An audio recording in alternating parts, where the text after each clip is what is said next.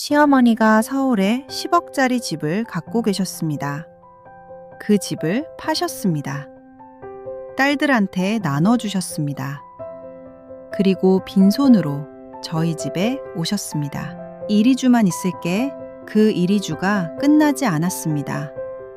그때 친정엄마가 오셨습니다. 연우 씨는 40대 초반이었습니다. 남편과 맞벌이를 했고 작은 아파트에 아이 둘과 살고 있었습니다.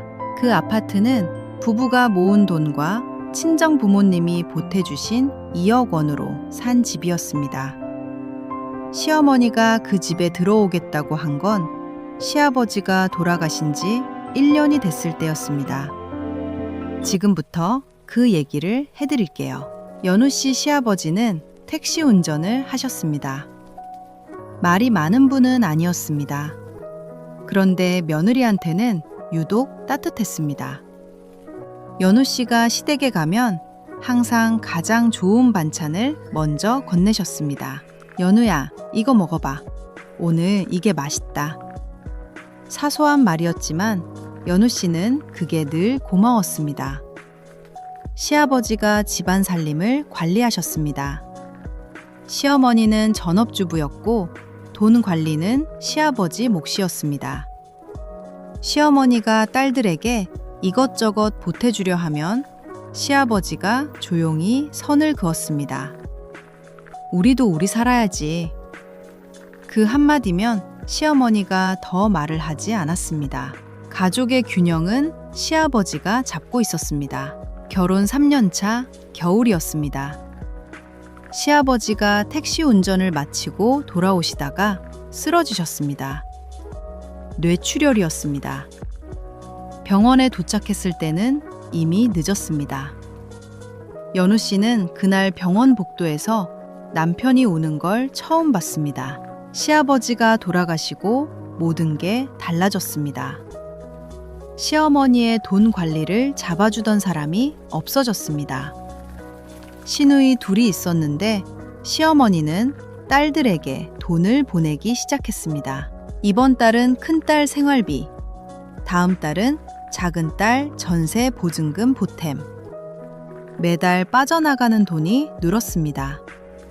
그러다 결정적인 일이 벌어졌습니다. 막내딸의 약혼이었습니다.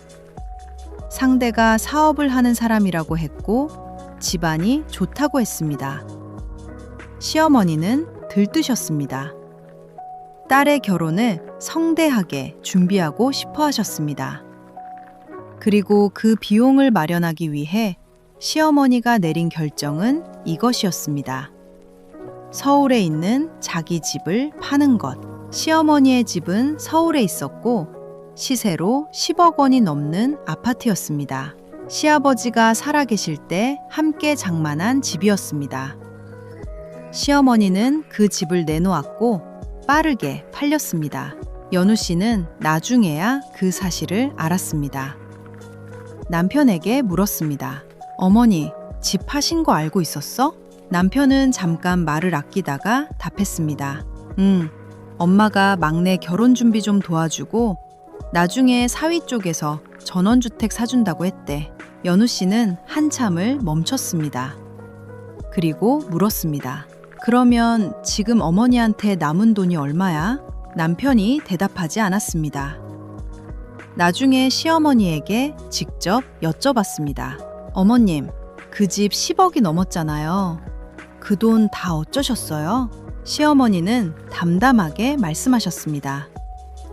대출이 좀 있었으니 그거 정리하고 나머지는 막내 주연이 결혼 자금으로 썼지 뭐. 괜찮아. 나중에 사위가 전원주택 사준다니까. 10억이 넘는 집을 팔아서 대출 갚고 딸 결혼 자금으로 전부 쓰고 남은 건 나중에 사준다는 약속 하나. 시어머니 손에는 아무것도 남아있지 않았습니다. 집도 돈도 갈 곳도요. 그리고 어느 날 시어머니가 전화를 하셨습니다. 연우야, 잠깐이야. 한 이리주만 너희 집에서 지내면 안 될까? 딸들도 다 나가고 나 혼자 있으려니 좀 그래서.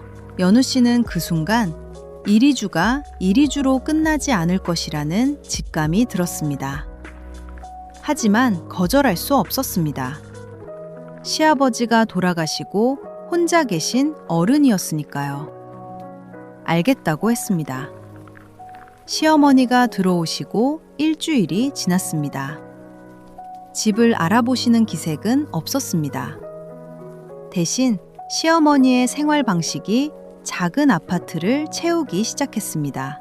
거실에는 시어머니의 짐이 늘었고 화장실에는 화장솜과 치실이 세면대에 그대로 놓여 있었습니다. 아이들 장난감이 거실에 널려 있으면 한마디 하셨지만 본인 물건은 치우지 않으셨습니다. 설거지도 문제였습니다. 시어머니가 씻은 그릇을 꺼내보면 밥알이 남아있거나 고춧가루가 묻어 있었습니다. 연우 씨가 다시 씻었습니다. 몇 끼 밥은 연우 씨가 차렸습니다. 시어머니는 앉아 계셨고 남편도 도와주지 않았습니다. 2주가 됐습니다. 연우 씨가 남편에게 말했습니다. 자기야, 어머니 언제까지 계실 거야? 이리주라고 하셨잖아. 남편이 답했습니다. 엄마가 지금 갈 데가 없어. 전원주택 건이 마무리될 때까지만 좀 참자. 연우 씨는 물었습니다. 그게 언제인데? 남편은 모른다고 했습니다. 어느 아침 7시 시어머니가 안방문을 쾅쾅 두드리셨습니다. 너 아직도 자고 있어? 지금이 몇 시인데? 얼른 나와, 배고파. 연우 씨는 그 문소리에 눈을 떴을 때 처음으로 이건 이리주가 아니라 영구적인 합가라는 걸 확신했습니다. 시어머니는 집을 찾는 게 아니라 이미 이 집에 정착하신 것이었습니다. 그날 저녁, 연우 씨는 아이들을 재우고 화장실에서 친정엄마에게 전화를 했습니다. 처음으로 그동안 참아왔던 이야기를 다 했습니다. 시어머니가 10억짜리 집을 팔아 딸들한테 줬다는 것, 빈손으로 들어와 나갈 생각이 없다는 것, 몇 끼 밥을 차려야 하고 아침마다 문을 두드린다는 것, 말하면서 울었습니다. 친정엄마는 한참을 듣고 나서 조용히 말했습니다. 연우야, 걱정하지 마. 엄마한테 방법이 있어. 다음 날 친정엄마가 오셨습니다. 김장김치를 담가왔다고 대수롭지 않게 들어오셨습니다. 시어머니는 거실에 계셨고 남편은 거실 소파에 앉아 있었습니다. 친정엄마는 김치를 냉장고에 넣고 식탁에 앉으셨습니다. 그리고 남편을 보며 입을 여셨습니다. 자네, 왜 능력도 없으면서 어머니를 데리고 와서 우리 딸을 고생시키나? 남편이 놀란 얼굴로 봤습니다. 친정엄마는 이어서 말했습니다. 내가 자네한테 2억을 보탠 건 자네가 마음에 들어서 그런 게 아니야. 내 딸이랑 손주들이 잘 살라고 도와준 거야. 그런데 지금 우리 딸이 잘 살고 있는 것 같아? 남편은 대답하지 못했습니다. 친정엄마가 계속했습니다. 우리 딸이 왜 몇 끼마다 자네 어머니 밥을 차려야 해? 집안일은 왜 다 우리 딸만 하고? 자네는 어머니 오신 뒤로 설거지 한번 해봤어? 빨래 한번 해봤어? 시어머니가 끼어들여 했습니다. 친정엄마가 손을 들어 막았습니다. 사부인, 저도 할 말이 있어요. 사부인은 10억짜리 집을 파셨어요.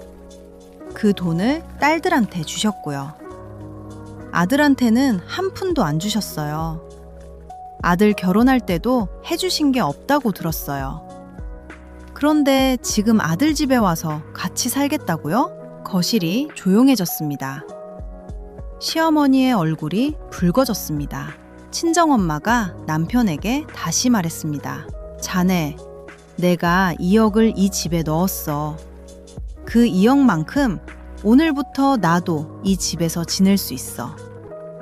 안방은 내 딸이랑 내가 쓸게. 자네는 거실에서 자든가 말든가. 남편이 당황했습니다. 친정엄마가 이어서 말했습니다. 싫으면 선택해. 자네 어머니를 내보내든지, 자네 동생들한테 모시고 가든지, 어머니 여관방을 얻어들이든지, 그건 자네가 알아서 하고. 아니면 내 2억을 지금 돌려줘. 둘 중 하나야. 남편은 한참을 아무 말도 하지 못했습니다. 시어머니가 남편 팔을 잡았습니다. 야, 네가 뭐 하는 거야? 이 여자한테 왜 아무 말도 안 해? 남편이 그때 처음으로 고개를 들었습니다. 그리고 시어머니에게 말했습니다. 엄마, 나가줘요. 시어머니가 멈칫했습니다. 뭐? 엄마가 나한테 해준 게 뭐가 있어요? 돈은 맨너 누나들한테 줬잖아요. 집도 팔아서 다 줬잖아요.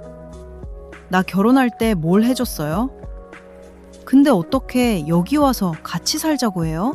시어머니가 우셨습니다. 팔을 잡으며 야, 나 어디 가서 살아? 라고 하셨습니다.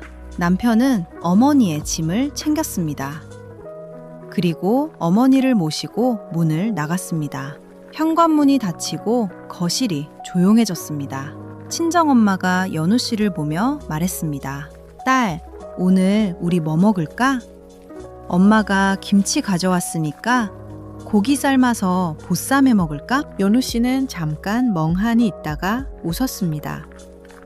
친정엄마는 이미 막걸리를 사오라고 남편에게 전화를 걸고 계셨습니다. 시어머니는 그날 큰딸 집으로 가셨습니다. 전원주택 이야기는 결국 무산됐습니다. 막내딸의 약혼자는 사업이 잘 된다고 했지만 실제로는 빚이 있었습니다. 약혼은 깨졌고 전원주택은 오지 않았습니다. 시어머니가 10억짜리 집을 팔아 건넨 돈은 그렇게 사라졌습니다. 한동안 연우 씨와 시어머니 사이에는 연락이 없었습니다. 남편은 중간에서 힘들어했고 연우 씨도 편한 건 아니었습니다. 시어머니를 내보낸 것이 맞는 일이었는지 가끔 생각했습니다. 몇 달이 지났을 때 친정엄마가 시어머니에게 긴 문자를 보내셨습니다. 사부인, 그때 속상하셨을 마음 이해합니다.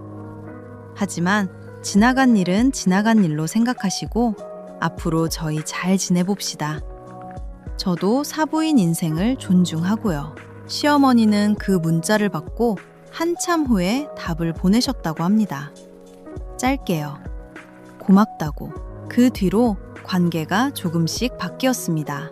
시어머니가 명절에 전화를 하셨고 연우 씨도 반찬을 싸서 보냈습니다. 가끔 만나서 밥을 먹었습니다. 예전처럼 가까운 건 아니었지만 예전보다 편했습니다. 서로가 서로에게 무엇을 기대하는지 한 번은 솔직하게 부딪혔으니까요. 연우 씨는 그때를 이렇게 말했습니다. 더 늦기 전에 한 번은 솔직하게 말할 필요가 있었어요. 그게 예의 바르게 참는 것보다 결국은 더 나은 결과를 가져다 줬어요. 친정엄마는 지금도 가끔 김치를 담가 보내신다고 합니다. 시어머니 것까지요.